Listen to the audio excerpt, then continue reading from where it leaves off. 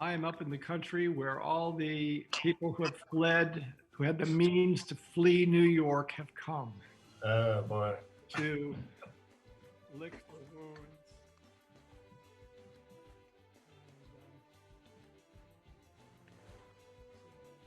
And, here's India.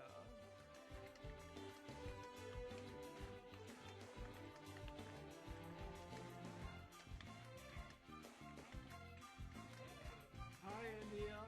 You know where India, I'm in Jeffersonville. Hi. Oh, nice.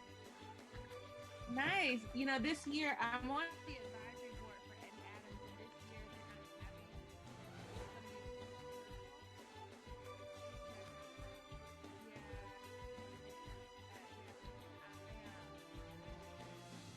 I wasn't really to that 2 hour.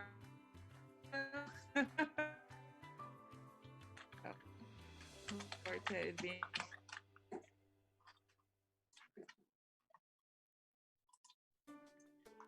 You're frozen up on me, India. She's frozen. I'm frozen.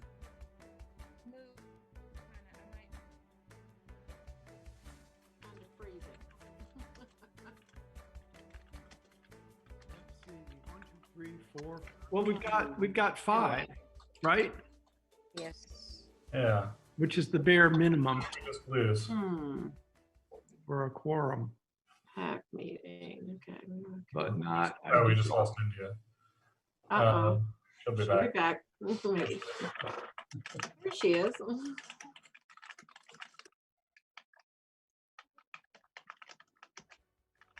want to give it another minute for Betsy and John and Heather?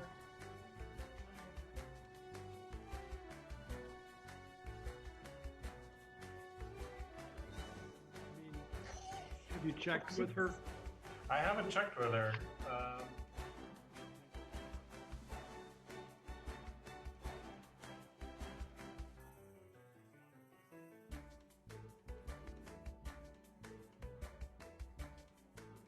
Am I still frozen?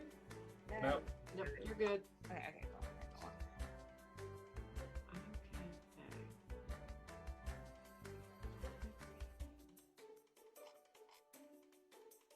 Well, once we maybe wait like one more minute, Kelly, and then we can go around and say our names and introduce everybody. Would that be the best way to start? And then I'm going to turn it over to you for the election.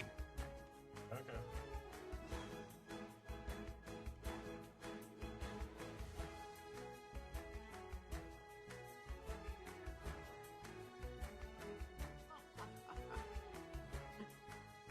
I can bring it up. I can share a screen if you want. I was gonna say, when did you send it? I sent it more than a week ago. I sent it probably 10 days ago. Yeah, I've got the chair election stuff and then the PAC meeting.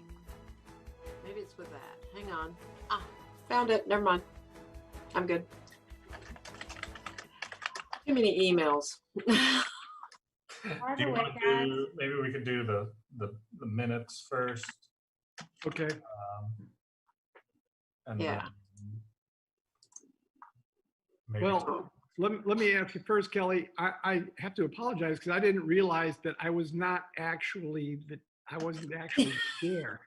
So, Janie, I think you're okay. still I think you are the chair now. But I want you to run the meetings. That's fine. Okay. Okay, I'll do that. And as I mentioned I know we haven't started, but that's okay.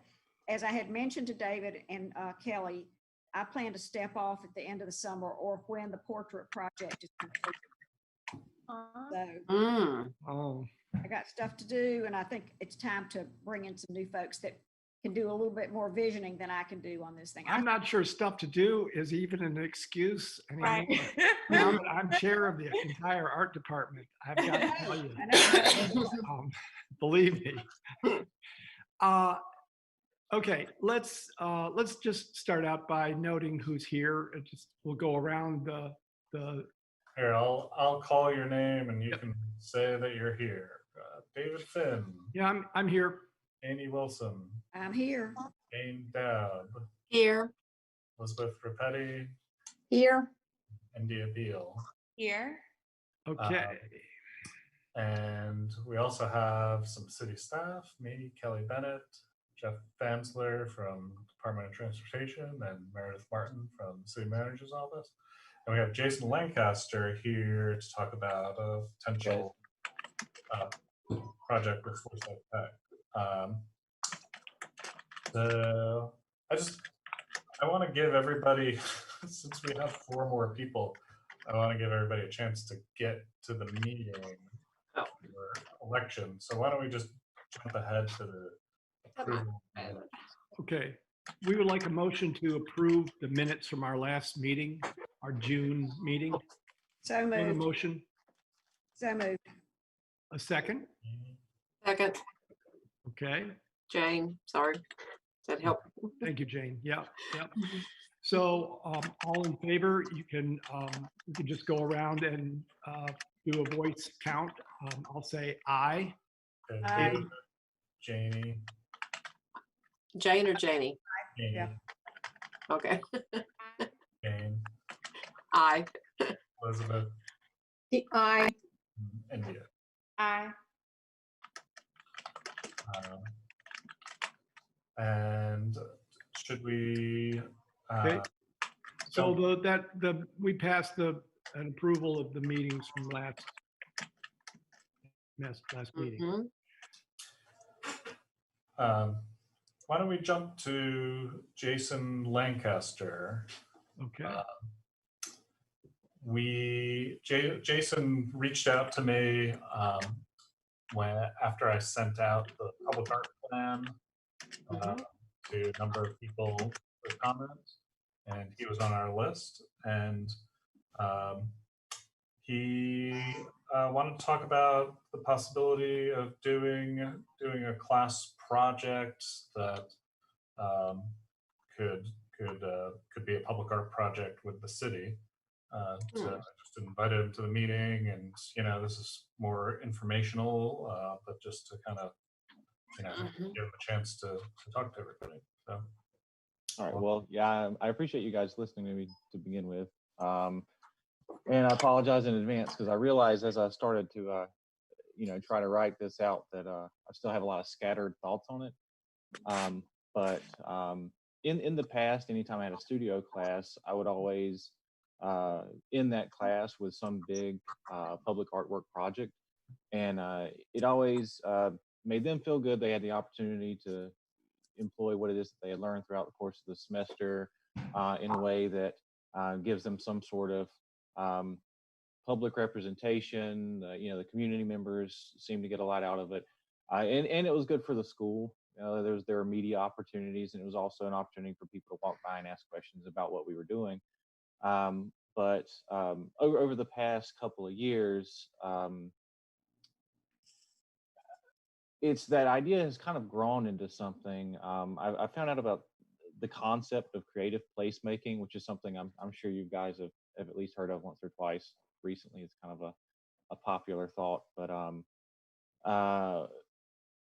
I tried pairing that concept with these projects that I was already doing. And even though in the past I would always make a point to consult with the property owner, wherever it was the mural was going up, we would talk to the owner, see what it is that they wanted out of this whole thing, and try to get input from as many people as possible. It was good for the educational part of the experience, but also to make sure that we had a successful outcome at the end of this whole process. But the more I was reading about the general elements of creative placemaking and how the community itself really should be involved in the things that we place within their environment. It is their space. I really felt like I still wasn't doing justice to the civic engagement. And there's an opportunity there to involve all sorts of members of the community and in the process of the discussion and the design and gathering feedback, and even during the execution of the mural project itself. We could invite members of law enforcement, elected officials, community members, different people from different areas to come together and work on these things at the same time. And I realized this is the caveat here is I was sort of writing all this stuff down. I realized how much of this process COVID has compromised. But I feel like in that it's kind of given me opportunity to break this thing apart into pieces. And I was just kind of writing down some ideas.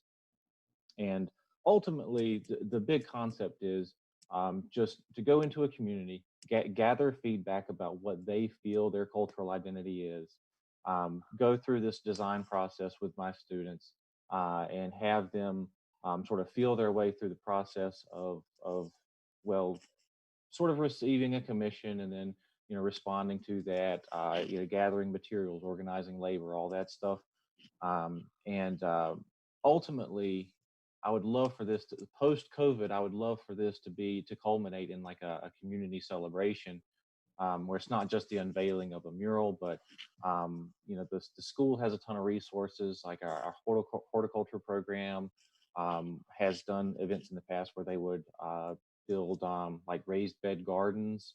So it's an excellent opportunity to combine that with public artwork, educational sessions to give people from the community the opportunity to learn how to maintain these gardens, how to create gardens of their own. There's just a lot of different areas of the school that would have an opportunity to contribute and get something from this whole process. It's just a lot of moving parts, and a lot of people that have to be contacted and involved. But does anyone have any questions before I go any further? About how many students do you have at one time, and how many different classes, and which class would this fall under? Very good question. In the past, I've used drawing classes, two-dimensional design classes, and painting 1 and 2. And I would really see that working perfectly fine. But there's also in our state curriculum, there's a course in the catalog that doesn't get used. It's just called Art 288. It's just a studio development class.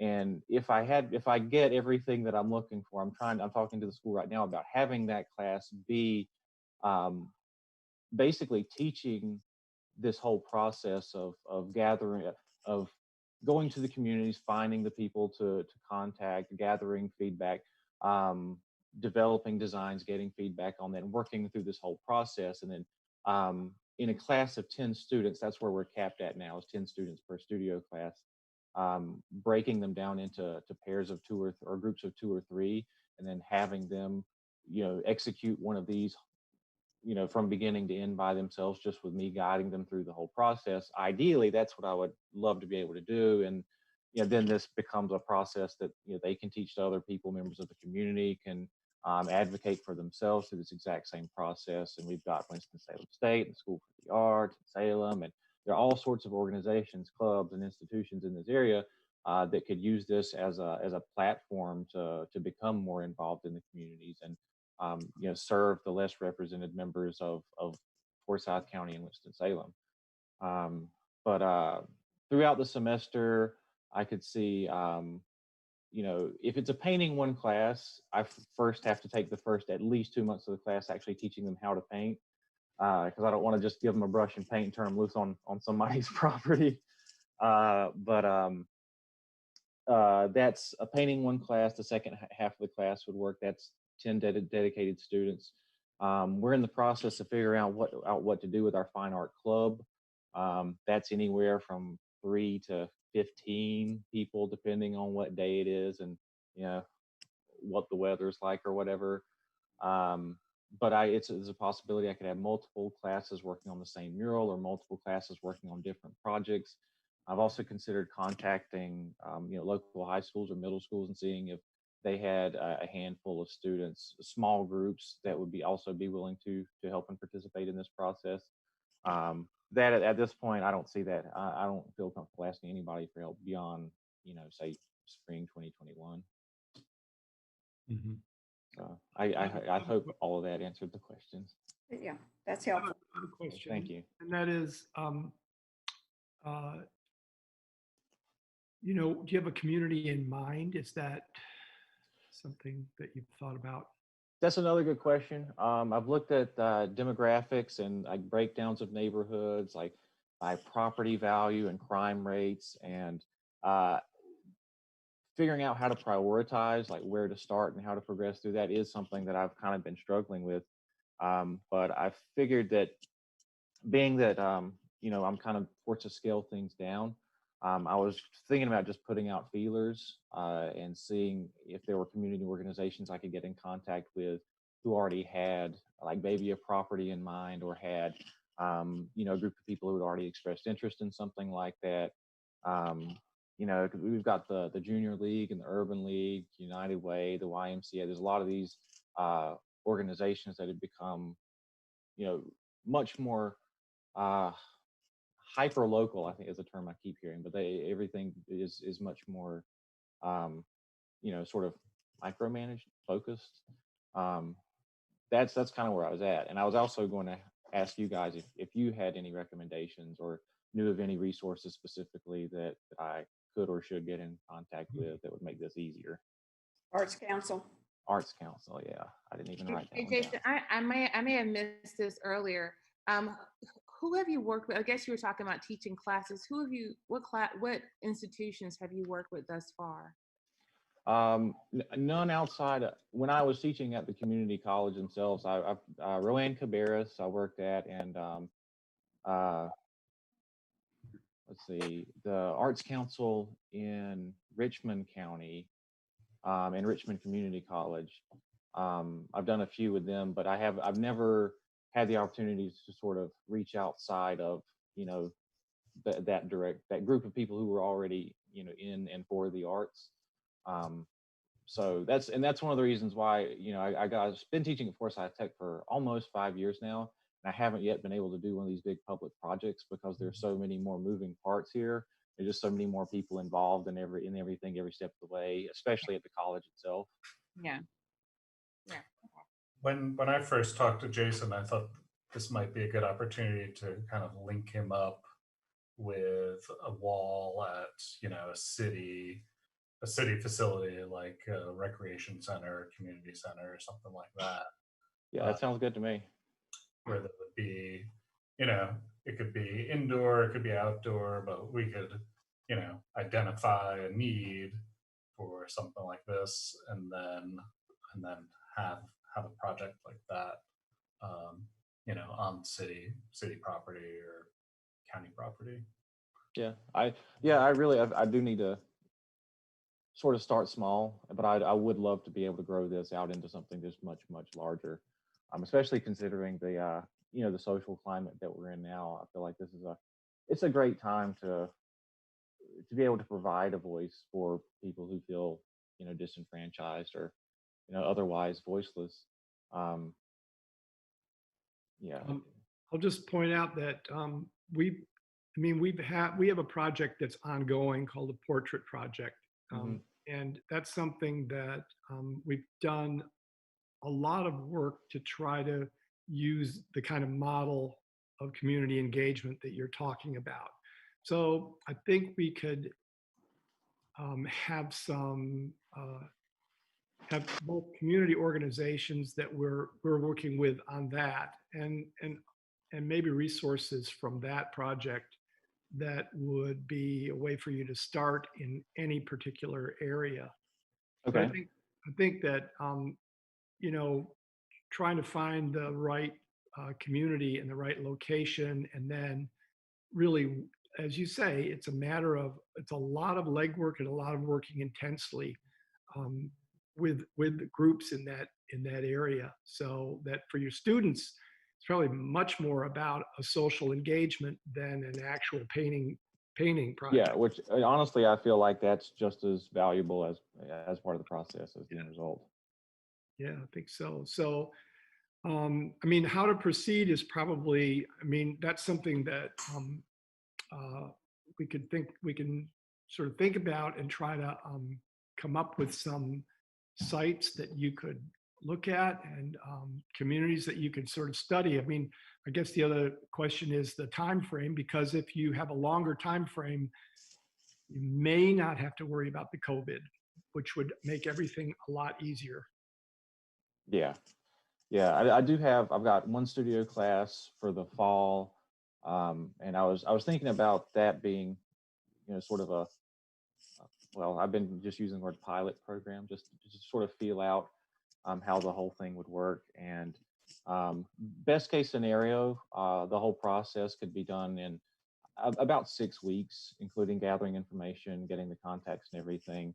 Odds are it'll take longer than that, but yeah, hopefully, potentially, we could be able to start and finish one of these before Thanksgiving. But that would definitely be a much smaller, scaled down version of the whole project. But still, place to start for sure. If I can, I'll share one more thing with you. Sure. I teach a public art class and have been doing it for a long time at Wake Forest. That's awesome. And, I have found I'm in the same situation, trying to bring students into this idea of community engagement. And because of always the time constraints there are in a semester, I have found it really practical to do it with organizations on the campus. And actually with that, it's a lower bar for the students, but it still involves cold calling people, creating relationships, figuring out what a group of people needs. Let's just say it was the Gay Straight Student Alliance, which is an organization that we worked with at Wake Forest.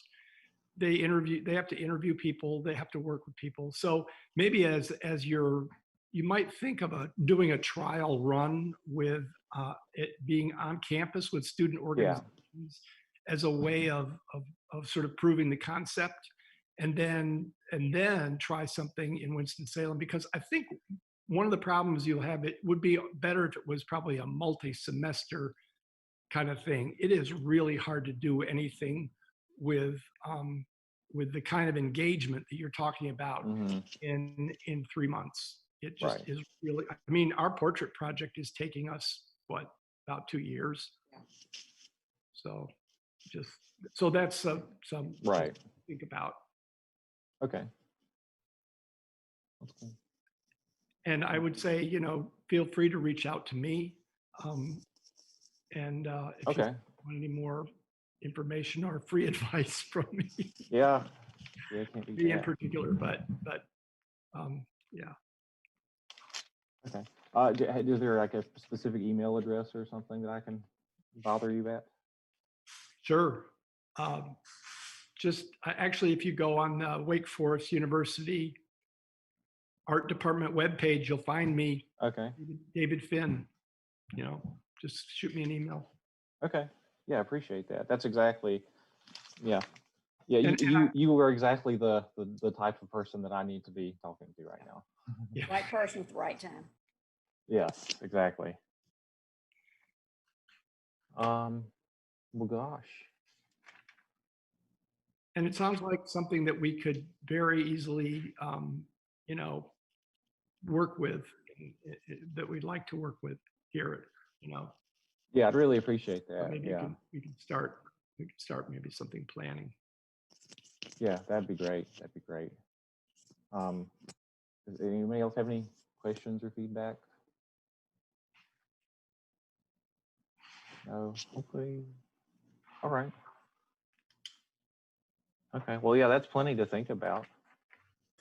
I can touch base with you, Jason, and give you some more resources. I can email you David's email address and some information on the portrait project and kind of how that came together. And that could be a good resource on Yeah, absolutely. kind of like modeling community outreach ideas. Okay. Let's see. I do have. I wrote some questions down. Let me. What do you think the potential for involvement of local artists would be, especially now considering how long term this project is going to be? Do you think that would be a viable possibility? Based on what we've seen, like even with the bus shelter project, I mean, we've had lots of local interest in the things that we've done. Okay, that's great. All the new pieces in the Benton Convention Center are mostly all local or North Carolina, and had, great response to that. So yeah, I'm not an artist, but I would imagine that the local artist community would be always interested in something else that they can wrap their hands around. Okay. All right. Totally. I was going to say that I think that local artists definitely want to find ways to collaborate. And even when we think about local, I think regional too, right? Like a lot of times artists in different cities have same visions and voices of what they want to hear and see. I would recommend that you would kind of brainstorm exactly what kind of impact you want to make, right? Because that'll be easier for you to tailor the project and how you want to approach it, and even for artists to kind of get their heads around like what your vision is for this project and what kind of impact you want to make in the city of Winston-Salem. Right. Okay. So just reaching out to some folks, and you can have brainstorming sessions with other artists and say, hey, listen, I'm thinking about this idea. I'm excited to collaborate. What are your thoughts? Yeah. In the community as well. Okay, that'd be great if I could just take a whole semester and just dedicate one semester to a long project and have like a co-teacher being a local artist. That'd be amazing. Yeah. Are there specific content limitations that you guys sort of? I know in the past it was no advocating violence, and in the past it was also nothing political. But I honestly don't know that that's so much of what needs to be said is political. Yeah. That's probably the least concern. Okay. All right, let's see. Oh, are there, I saw on your website that there was or no, it might have been somewhere else, but there's a huge public art and community development grant that's it's like $100,000 or something. But I think there are only like 6 or 7 of them offered a year. Are there smaller grants that I could apply for that might streamline this process a little bit? We don't have anything that big. That must have been maybe more of a national. Oh yeah, that was, yeah. Is and anything? Our grants have ranged everywhere from what, maybe 20,000 on to maybe 60 or 70. So. Oh, that'd be it. But but pieces and parts of them have been smaller, kind of compartmentalized. So. Right. Okay.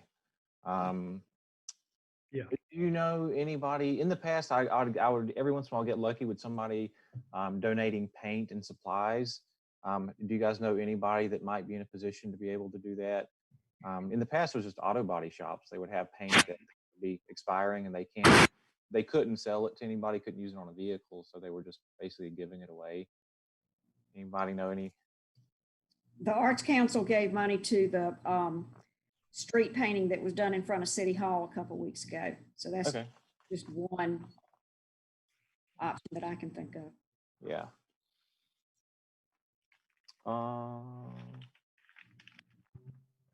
I think that's got me. Okay. Well, yeah, I appreciate everybody's time. I'll be in touch with at least a few of you. Thanks, Jason. I'll touch base with you on some of that stuff, and hopefully we can do something in the not too distant future. Okay, yeah, I'd love that. And I appreciate you guys taking the time to listen to me and give me feedback and everything. Absolutely.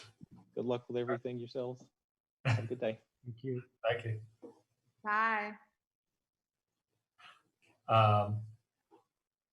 Well, why don't we go to the street mural policy? And Jeff, can you hear me? Loud and clear. All right. This is Jeff Fansler from the Winston-Salem DOT, and he has been kind of the clearinghouse for street mural applications over the last few weeks. You might have seen the End Racism Now mural in front of City Hall on Main Street. That came up really fast and was kind of approved through the city manager's office, I think. And then they got a couple more applications, and they said, well, we should probably have a policy. So Jeff and his staff have been working on a policy, that would kind of, get everybody on the same page when they applied for a street mural. That they would need to supply their own paint, where the murals would be able to be located on, like lower traffic streets, and then closing down the street so that it's safe to paint, so that there aren't cars on it, things like that. We had hoped to have kind of a quick draft of that policy today, but it's going through the city attorney's office, and they haven't finished looking at it. So our hope now is to have it back to you in August. But Jeff is here to answer any questions. I don't know if you have anything that you want to say about it, Jeff. Yeah, Kelly, thanks. Just to add to what you said here today is essentially what the city's trying to do is to develop policy and a practice that we can, one, manage the requests and applications that come in for street mural and art initiatives that we've now have been kind of much more in the forefront of what we do here in DOT. So there's a couple elements, as Kelly mentioned, that are critical to our world, and some that that are essentially out of our expertise, which is why we're bringing it to this body to get some, much more specific detail on what would be beneficial as far as what you guys would like to see, how it relates to the community, and how it's maintained in perpetuity, and how it's handled. So from a DOT perspective, we want to manage what goes on in public right of way, right? We're responsible for the city streets, and we're responsible for how they're managed and operate. And so we want to create a policy and program that essentially provides a safe environment for traveling public, provides a safe environment for artists that work in the street, and then provide a structured policy that gives the guidance for what, how, where, and when these initiatives and this artwork can be presented and displayed in public right of way. And so this whole idea is just centered around managing everything from a petitioner coming into the city requesting access to a public street to do some type of public painting. And that's what we're trying to do. So we have been staff, and I say staff have been working on this policy. And as Kelly mentioned, it really highlights a lot of the purpose and the overall process, everything down to where the materials that are used, how it's vetted and who approves it, the structure of once it's submitted, how things are approved.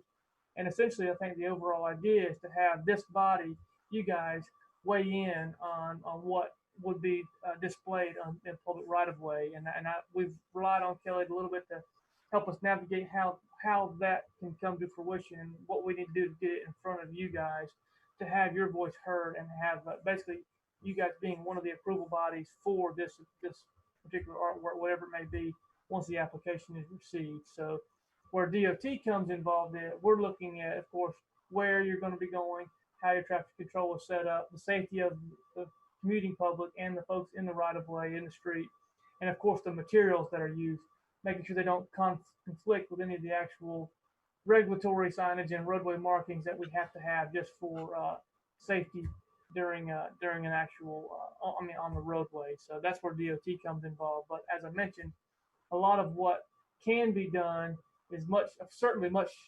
farther beyond my expertise, and why we want to bring it in front of you guys to have your voice heard, and then maybe have an action on what we can and can't do in public right of way. So I think I hit the high points, Kelly. Did I miss anything? I don't think so. It would be something that, an applicant would come in, it would go through the Public Art Commission and then be recommended or not, and then it would go to City Council. So it's like a normal project, but the petitioners would be applying with their own materials and things like that, and it would be basically an approval to use this public space. Okay. And we have two two mural applications. The applicants had said they were going to be at this meeting. I don't have any emails from them, so I don't know. I don't know what happened, but you can consider those today. But do you have any questions for Jeff or myself on the policy? Jeff, instead of reinventing the wheel, do you all have anything like a council of governments or statewide planning departments or transportation that may have some guidelines already? Absolutely, great point. We reached out. I've reached out both to Charlotte and Greensboro, and we are mimicking a lot of what they're doing, tailoring it to some of the specifics here in the city of Winston-Salem and how we kind of handle permits and applications that come in.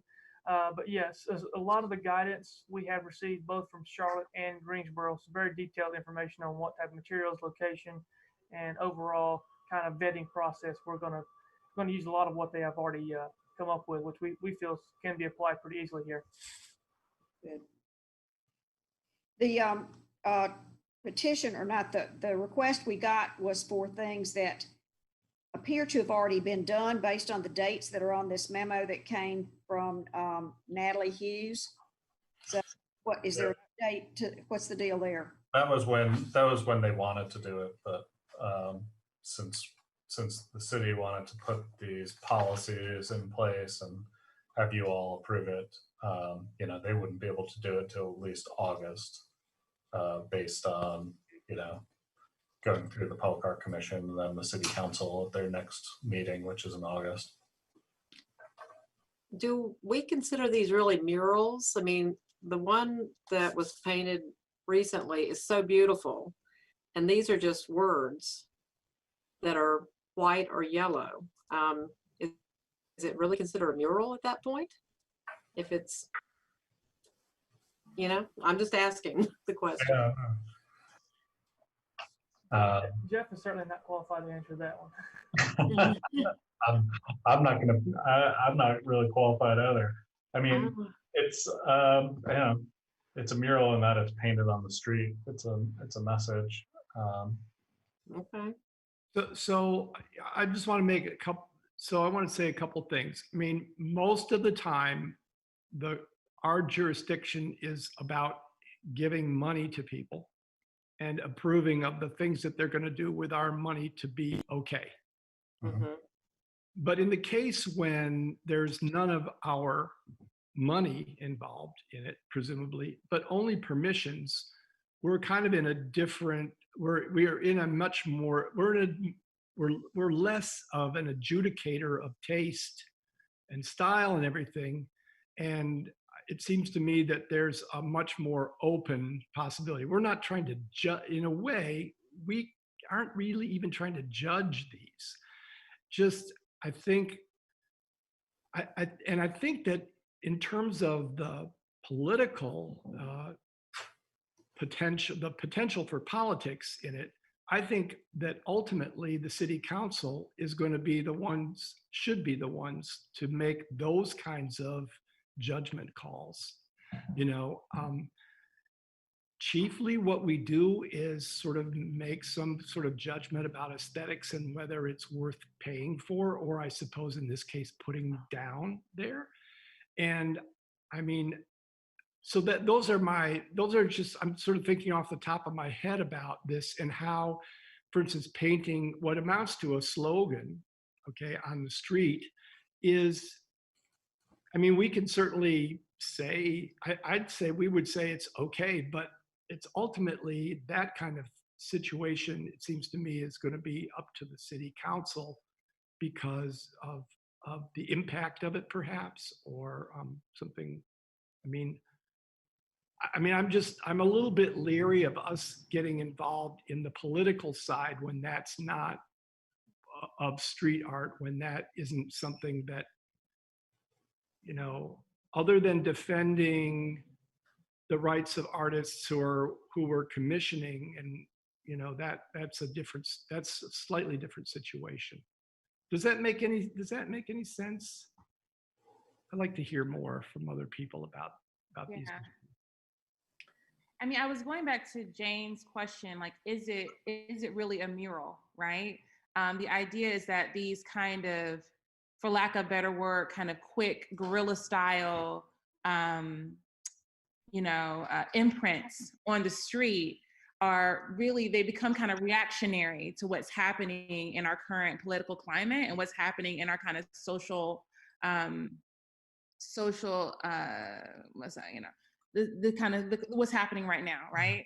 And so I question, like, as we define public art and how we define public art from our own mission and vision, how much that kind of aligns with what we're doing that is much more intentional, and in the sense of, and I use intentional very, very loosely, but intentional in the sense of, the strategy and the thought and the mindset that goes behind creating public artworks, and what happens when you make work like street art, street murals that are much more geared towards a different kind of view. Does that make sense? Like, it's just, yeah, it's hard to put them in the same categories. They're very different.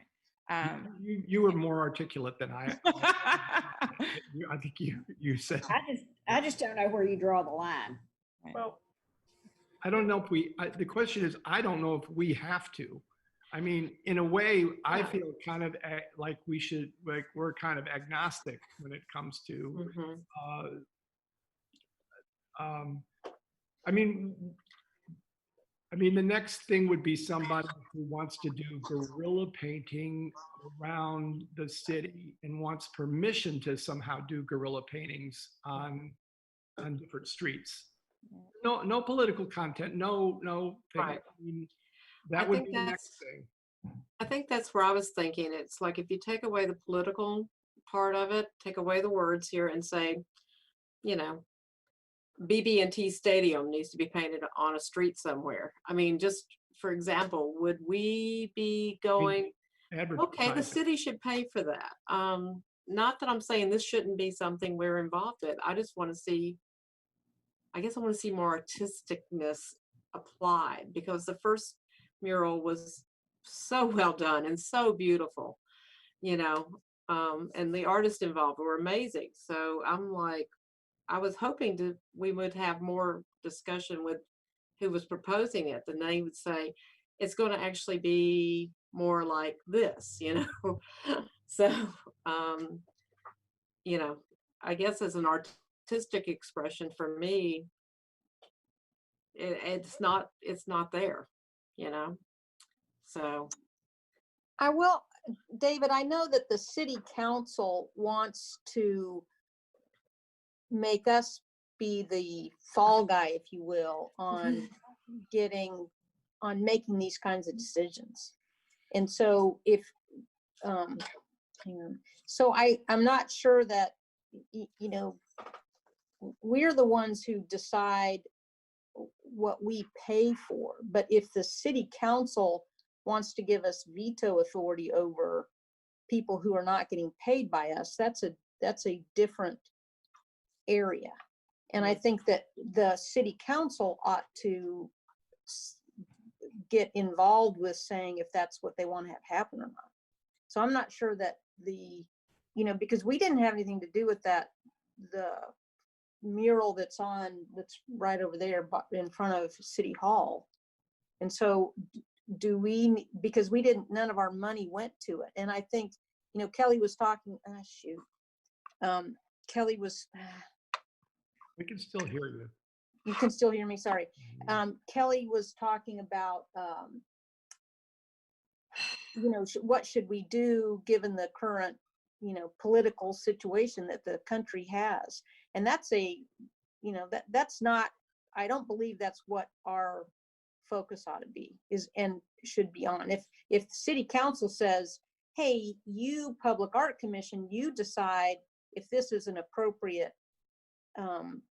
use of our streets, that's one thing, but I don't think the city council has said that. And so I just would be leery jumping in the middle of that political bailiwick. Mm-hmm.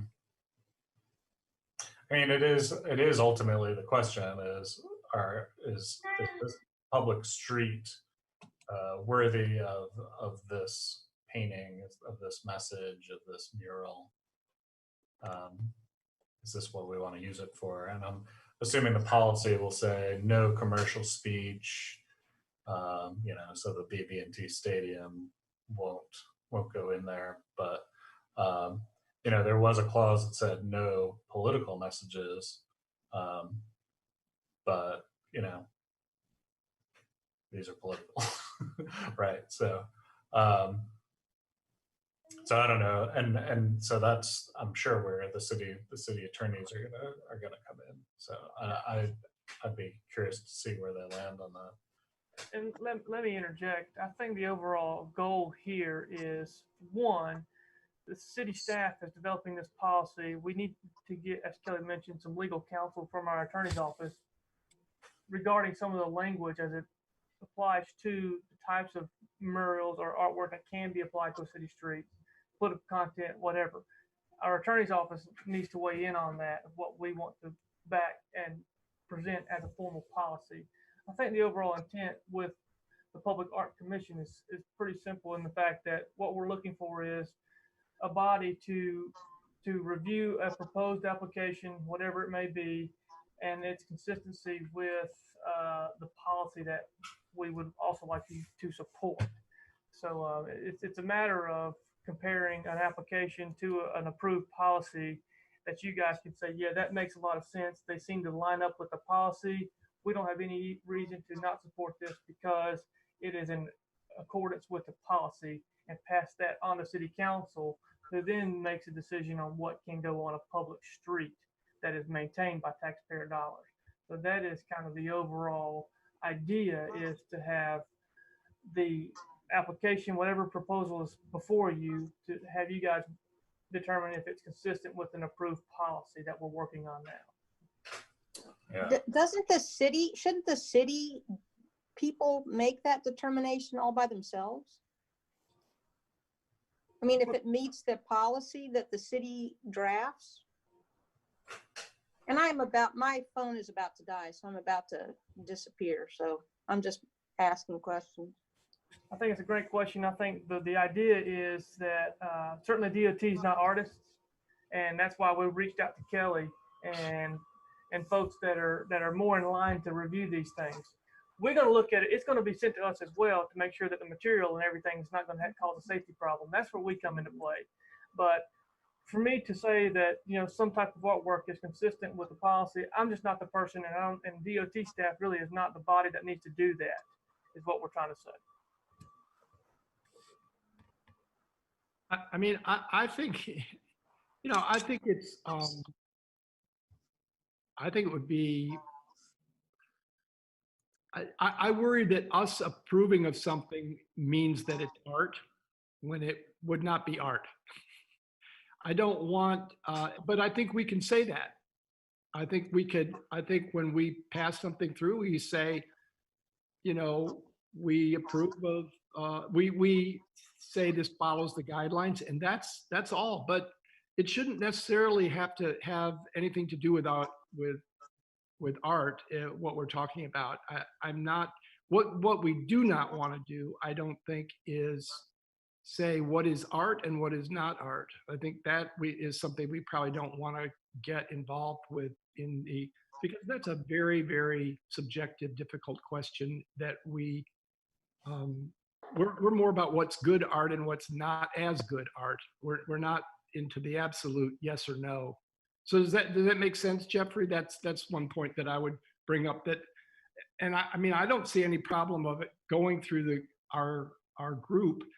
I think every step of the way, though, takes time, and I can think of situations in which people are trying to do a demonstration, or people are trying to do an action when it's going to take when that may even be too long. But no, David, I think you're kind of going on the right track. I think the intent is clear. I mean, as mentioned, DOT, we don't want to even classify what, we're not artists, as I mentioned. So I think that's why City Council is ultimately going to have the final approval authority. Well, that's just, but does City Council want to have the Public Art Commission in between you and it? That was the direction from the manager's office. Well, we could say, I suppose, if people have the ability to paint the letters straight, if that's what their intention is, but that's probably what we're going to be limited to. This makes me think of, this is just an aside. This news outlet is doing stories on street murals and these memorial murals that have been kind of like popping up all over the United States. And they reached out to a couple curators to talk about the impact of these street murals and this kind of like these memorial murals.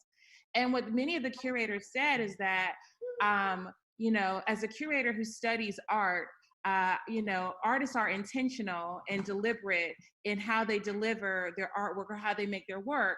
And so I can't comment on these kind of like guerrilla artworks that are kind of popping up all over the city, because technically that's not what I do, right? I'm studying artists that are really intentional and process what's happening and have really taken the time to think about ways to make meaningful conversations. So I think that's it, is that, while we can provide insight into, maybe how it should look, I think our mission and vision really is around creating deliberate, intentional impacts for the city, and not temporary, quick, spontaneous results, if that makes sense. That makes a lot of sense. A lot of sense. But here's the question: do we have a role? If it's desired that we have some role in this, to at least look it over and say whether, as Jeff says, whether it follows guidelines and not, and again, I would like to see something in those guidelines that sort of leaves the question of whether it's art or not aside and doesn't deal with that, because I just don't think that we want to be put in the position of making that judgment, right? Thank you. But otherwise, I mean, if people want us to make some sort of, if we want to be the people that approve that, I guess we could do that. I mean, how do you feel about that? It's a little bit more like a policing action than we're used to. Jeff, how did y'all get around doing the permit for the one that was in front of City Hall a couple weeks ago? So current city ordinance, to answer your question specifically, it was a challenge. Current city ordinance requires city council approval, so we had to do some things to get city council involved to make sure that was approved. And so what we're trying to do is streamline that process. Yeah. It's just a matter of cleaning that up. And I think, to David's point, it's just a matter of the action from the commission would be essentially you're in support, or it's consistent with the guidelines, or it's not. Right. To that extent. I guess we can decide, or y'all can decide when we see the guidelines. After that, we're it's a blank slate right now because we've all got all these questions. Yeah, sure. And I apologize. We was hopeful to get this to you today. We'll have it to you soon. Yeah, Elizabeth, you're paying attention to this conversation, right? I am. I mean, it's much more of a process kind of thing. Do we want to be responsible? Is this even within our mandate as a commission? Is another question, becomes sort of the question. It's not in our in the commission bylaws, is it? Kelly is doing something like this within that. You make recommendations on whether artwork should be on city property. So, yeah. Part of what's in their proposal is asking someone in the city to pay for the paint. So if that's, where we come in, where, we need to, using funds from the Public Art Commission's resources, that may be part of what's needed to be looked at here. Because just a thought. Yeah, and I think the policy has, that the people will be responsible for their own materials. Ah, So they might be asking for it. And, it might be that there could be a really cool project that somebody wants to put on a street, and that would be a public art project that you might want to pay for with city money. But, something else might be something that you would say, well, this can go on a city street, but you're going to have to pay for it yourself. I just think it's way premature to be talking about a lot of this when we haven't seen the policy that the city wants us to be in the middle of. Yeah, but I think it's helpful to hear your concerns. Oh, I agree with that wholeheartedly. I think David would just run screaming from this one. Is that a fair statement? Run screaming from what, the discussion or the? No, from being in between the city and the city council. Well,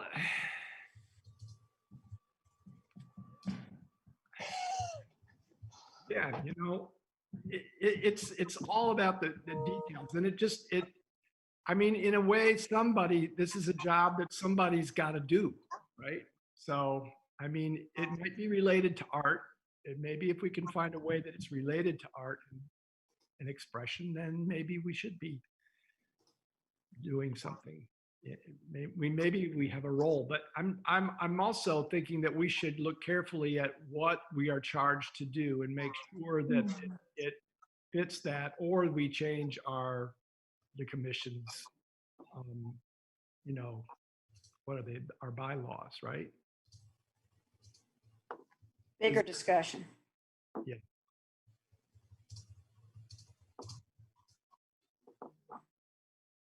I mean, I preferred if people came up with art the way they did for the thing in front of City Hall. I mean, I got an email from somebody that said, I guess it was from Dara Silver, and I helped find a person that was going to paint one of those things. And I mean, that was a very loose idea, but it worked out. It worked out, But that's that's sort of different.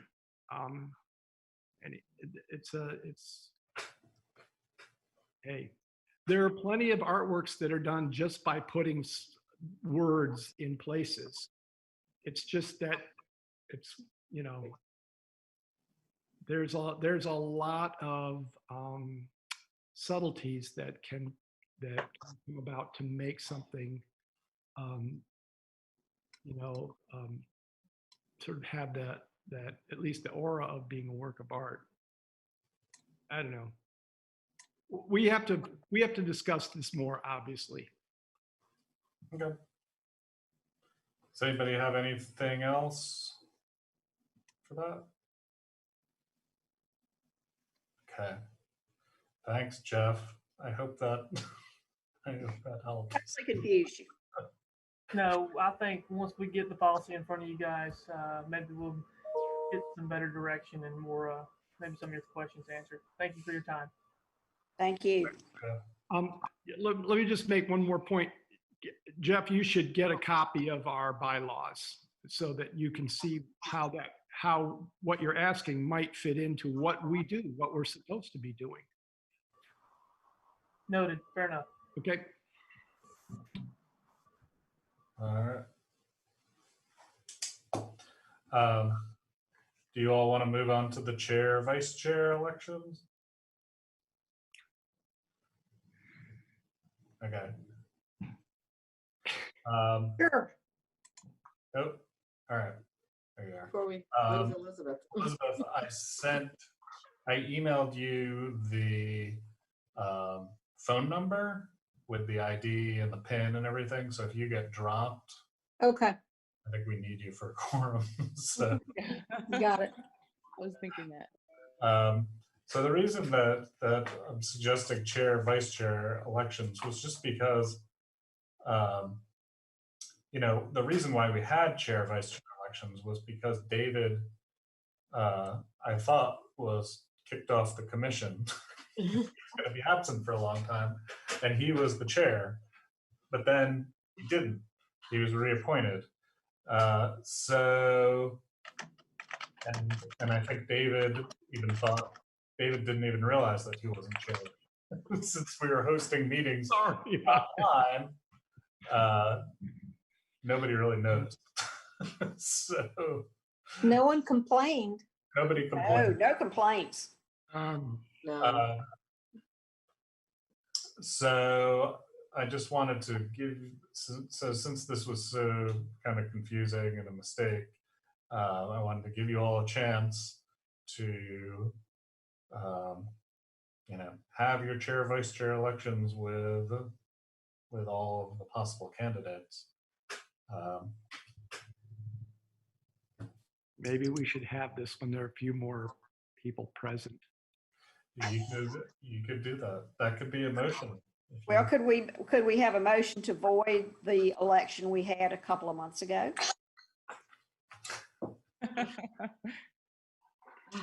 I hate to do that with not everyone here. I would agree with not everybody here. So, but everybody knew that was on the.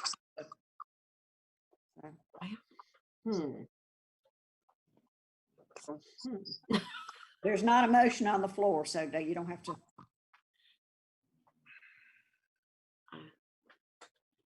Everybody's thinking.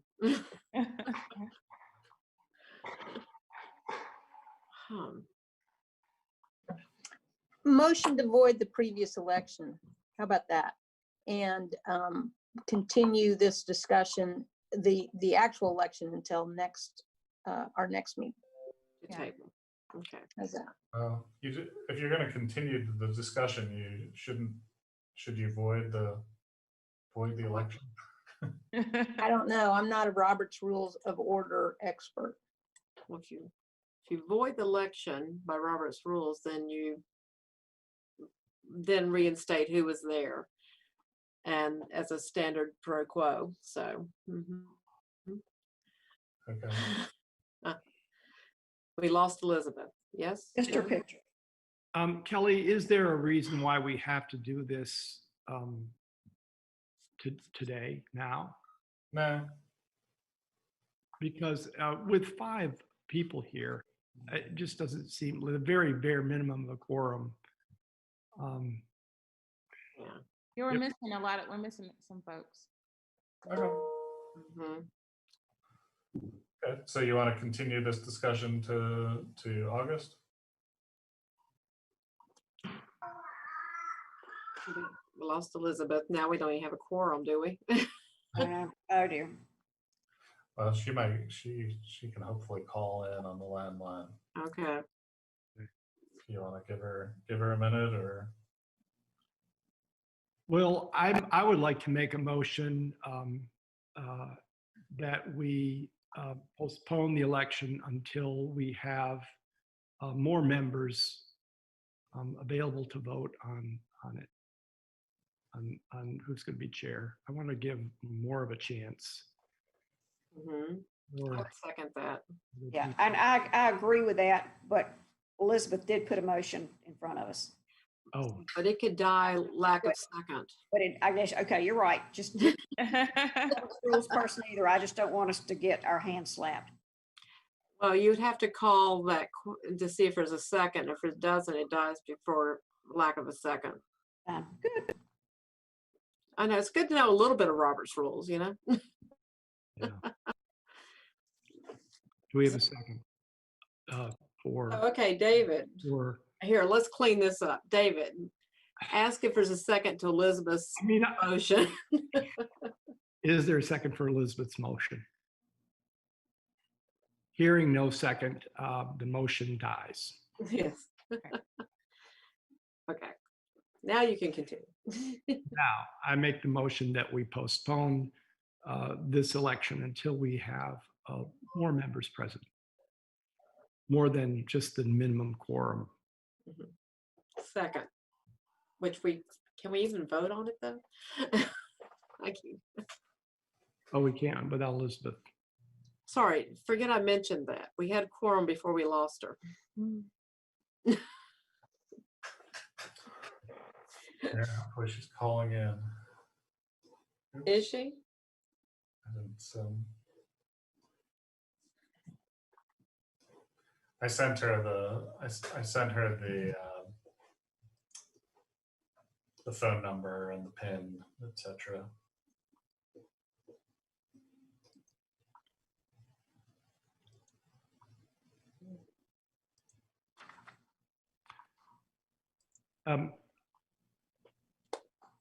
Well, we're a little bit hamstrung right now. So Kelly, is there a chance that we can get through some of the other things on our agenda and then see if Elizabeth appears? Sure.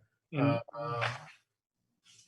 I'll jump down to just the public art plan I sent out to our email lists. I created a survey.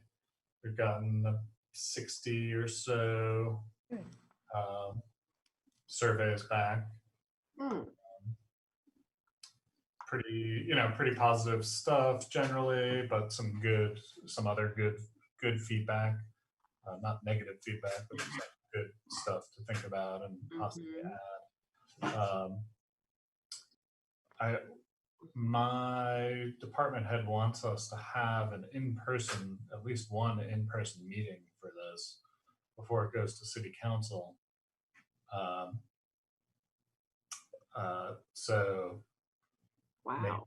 maybe we might need to do that, or maybe when he said that, he was under the impression that we'd be able to have one sooner than it appears now. So I'll get back to you on that.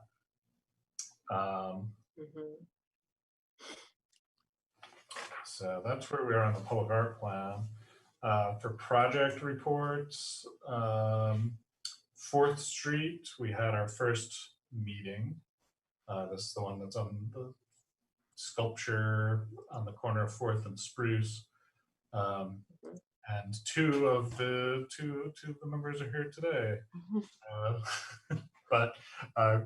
So the group wants to go in a direction where they possibly get a less experienced artist who could pair up with a local fabricator, for this piece. And we're looking at ways to structure the call to do that. So we could, kind of build up somebody who has some good ideas, but might not have all of the experience needed to build a sculpture. You guys want to add anything for that, David or Jane? It's good. The artistic bus shelters are moving along. I have some of the artwork trickling in. We're getting all of our contracts in shape, signed and executed. And we are also getting permissions, because some of them have people's likenesses in them. So we're doing that. We're getting their permissions. Can you remind us of the time frame for when you said the artists were supposed to submit and some of those things?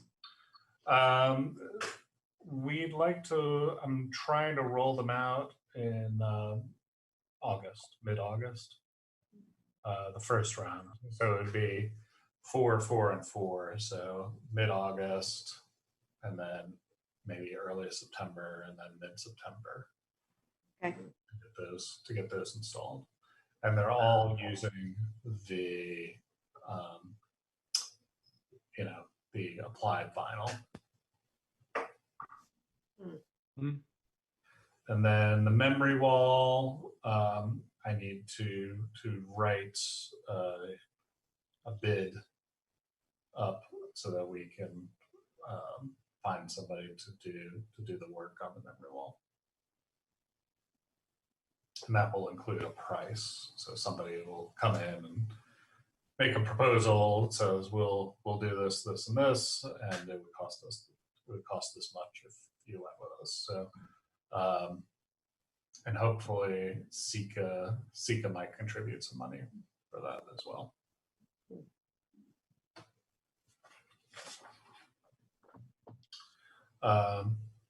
You know, noticing if Elizabeth doesn't come back, I mean, you have to postpone the election.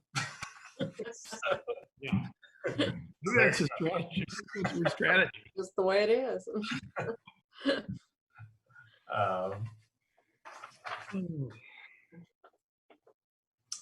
And then let's see. There's the artist convocation discussion, and there's also the actual street murals. I don't know how to go about that. I think we can, you know, the applicant isn't here. And then, you know, the policy, we don't have the policy yet either. So do you want to wait until August? I think if you wait until August, you can still, you know, make a vote, pass it on to the city council. I'm pretty sure there's time in August to do both of those things. So you won't be making them wait until September if you don't vote today. Just so it'll refresh my memory, do we have any method for having a called meeting virtually or whatever if we needed to hurry up? As an example, there was some reason that we needed to hurry up and approve the contract for the memory wall. A way to do sort of not an emergency, I don't want to call it emergency, but some kind of called meeting. Do we have anything in place? I think we just need, I'm not sure how much time we need. Maybe we need a week. Okay. To post. There is a method for that. Okay. Okay. Thank you. Good question. And then we kind of left the artist convocation discussion until today. You know, we talked about doing a kind of a listening session or doing artists kind of showing their artwork, but didn't really decide on exactly how to carry that forward. So wanted to give you a moment to talk about that.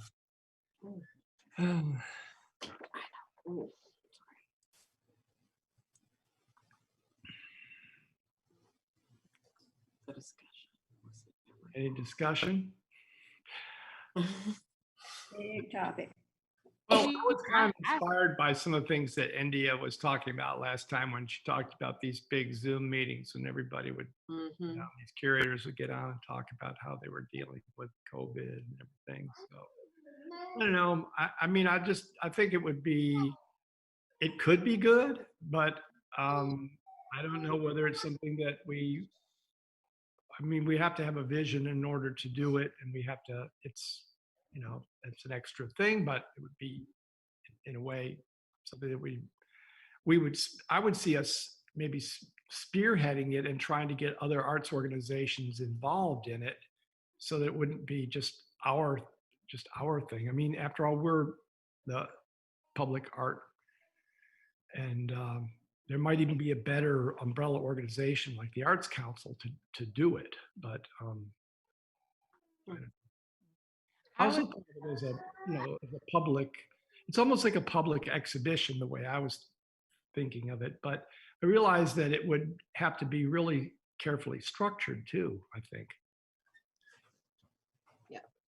Yeah, I was thinking about, I've been having a lot of conversations as of late about these kind of memorial walls and street art that's popping up in cities all over, you know, and a lot of, like I said, a lot of curators and artists I know, it's kind of like, you know, as artists, there's a process of kind of interpreting what's happening and then kind of digesting that and figuring out how to react, but it's not so much a quick reaction that takes place, right? It's a process. And so I'm sorry, my son is talking in the background, so you can hear. I can hear you better. You're making more sense. I'm trying to focus, but it's just I say all that to say is that I know I mentioned this kind of Zoom call, but then I said, well, you know, I was thinking the other day, like, we are a public art committee, right? And so is there something we can do that doesn't necessarily have to happen at this very moment? You know, I was talking to the curator of Yale's Art Museum and the director of the museum, and she said, you know, they didn't put out a statement addressing what was happening other than COVID, right? Because she said it takes time to process what is happening and to figure out how, as an institution, you're going to move forward. And I think for us, it's the same thing, right? Like processing what is happening and the best way to move forward. And maybe it's not just reactionary, like, oh, well, this is something we should do, but maybe it's something we should process. Like, all these things are happening in our communities. How is a public art and, you know, organization, how can we, or committee, how can we make the best impact for what is happening right now? Maybe that just takes time to think about, you know, and process, if that makes sense. You know, I'm gonna try to move over. He's escape really quickly. Go ahead. My dining room. Stay here. All right, go ahead. It's I don't nice. know if that makes sense.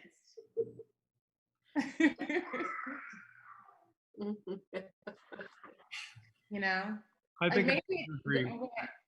maybe it's I agree. yeah. You know, because like you said, it would take a lot of brainstorming and kind of putting it together. And maybe it was just a reaction to what, like, maybe we should do something, but maybe that something takes time. Yeah. You know, we're going to be in this for a while, and maybe we can make a large impact on what's happening through public art. Like we commission a project that really speaks to the experiences of what happened, or what was happening at this particular moment. I don't know, something like that.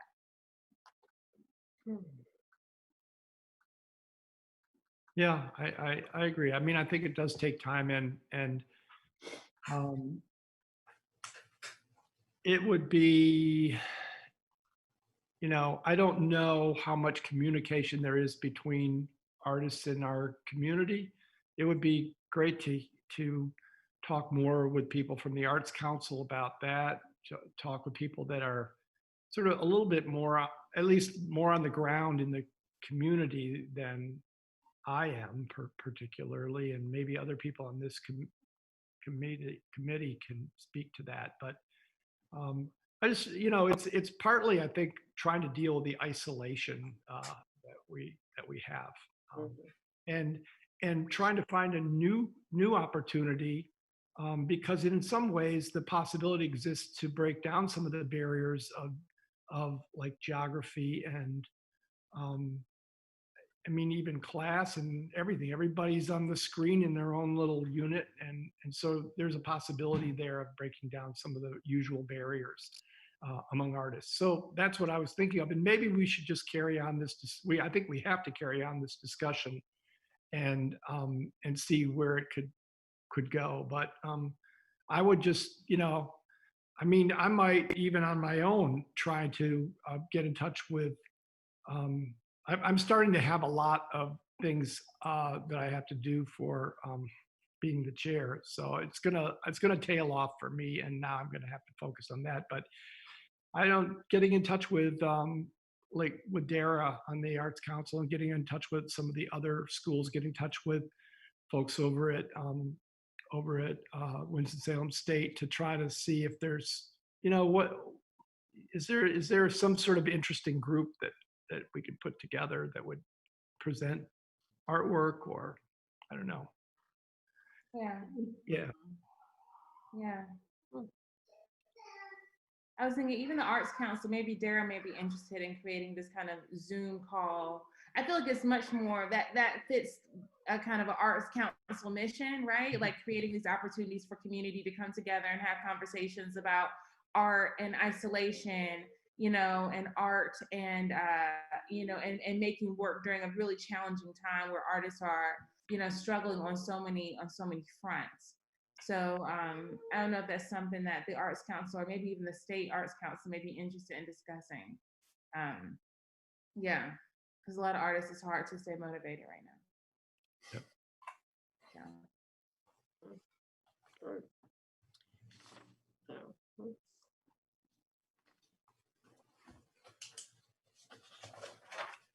Well, I think you have the last word on that. And that's good. That's Kelly? I'm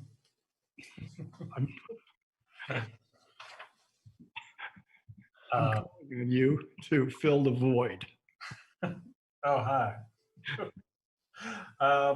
Well, I mean, it sounded like maybe you want to, does anybody want to reach out to the Arts Council, or do you just want to talk about this further next time? No, it seems like that would be a good partnership. Maybe we could do it with them in some way. So, I mean, I don't mind reaching out to Dara, or if anybody else would like to, that's fine. You've got that direct connection, so. Yeah. Just spent an hour and a half on a Zoom call with her earlier today. So.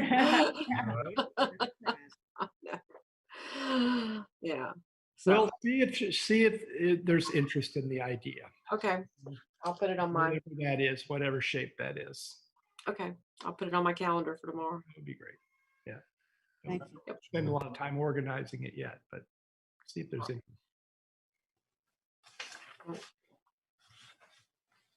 Okay. Well, we've skipped around a lot, but we're at the public comment period. There's nobody here, so.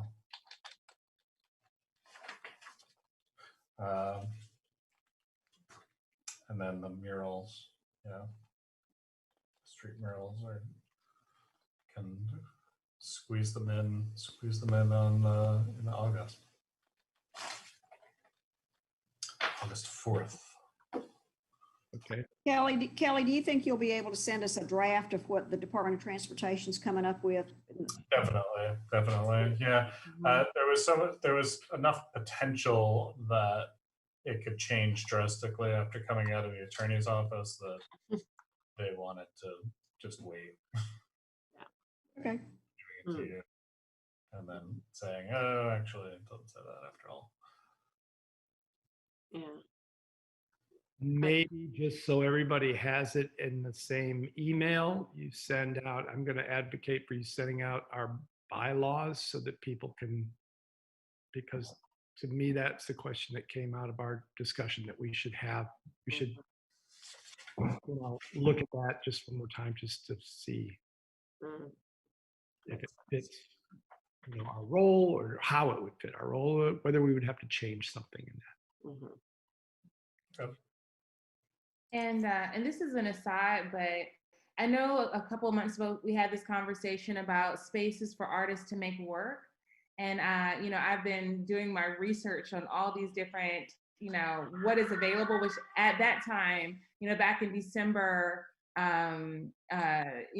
November-ish, February, there wasn't a lot available, but now all these spaces are becoming available because people are at home and they're no longer using their designated spaces that were, designed. So I don't know if that's something the city may want to be interested in talking about, Kelly, as far as creating affordable spaces for artists to be able to make their work.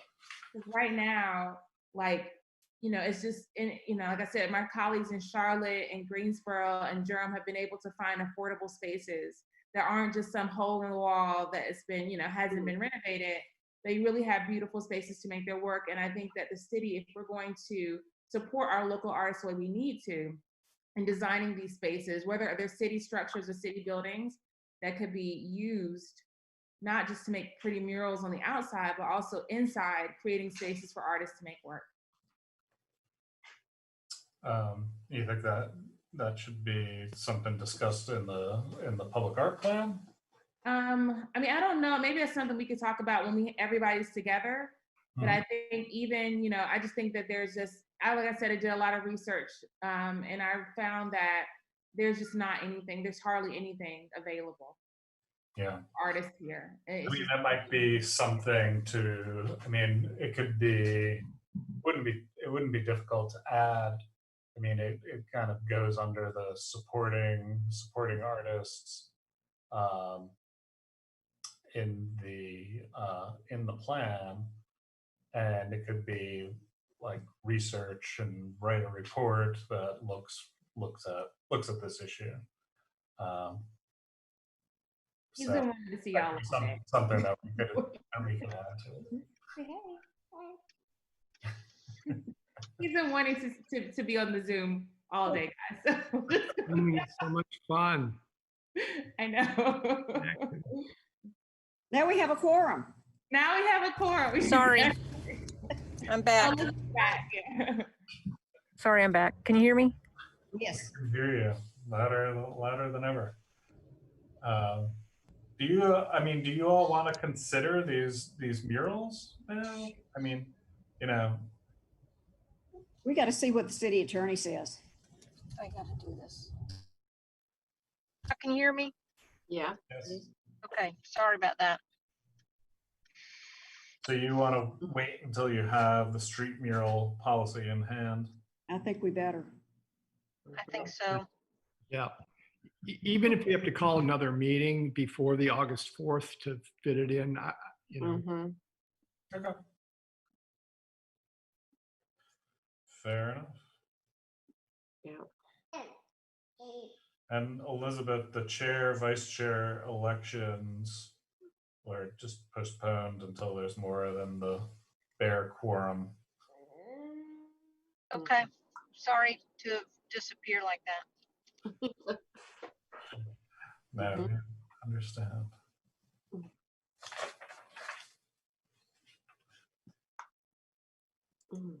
So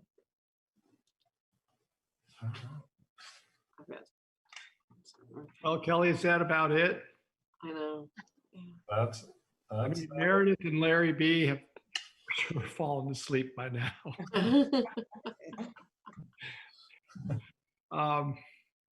So I think we can adjourn this meeting now that we have a quorum again. I'm so glad I got on for that. Mhm. Right. But yeah. We have a lot to do in August, so we need to make a special appeal to our peers to be there. So we had a lot to do, right, Kelly? Yes. Okay. Yes. Yeah. Well, All right. we're at 3:30, so I know. let's adjourn this meeting, and to be continued in August 4th. August 4th. Okay. Thank you so much, everybody, for being here. Yep. Thank you all. Stay well. Stay well. Yeah. All right, bye. Thank